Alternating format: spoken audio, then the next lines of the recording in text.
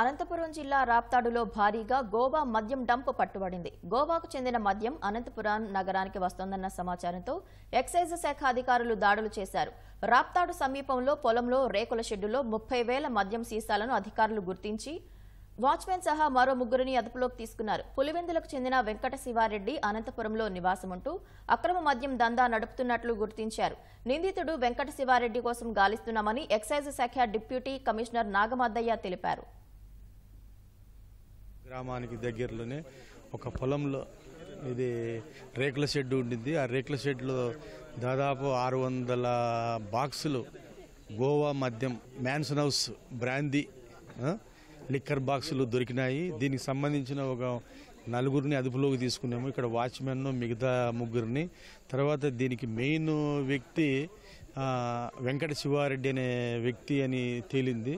అతన్ని కూడా ఇమీడియట్గా తొందరలోనే అరెస్ట్ చేస్తాము. దీనికి సంబంధించిన ఈ లిక్కర్ విలువ దాదాపు మన ఆంధ్రప్రదేశ్ లిక్కర్ వాల్యూ అయితే దాదాపు 65 లక్షలు వాల్యూ ఉంటుంది.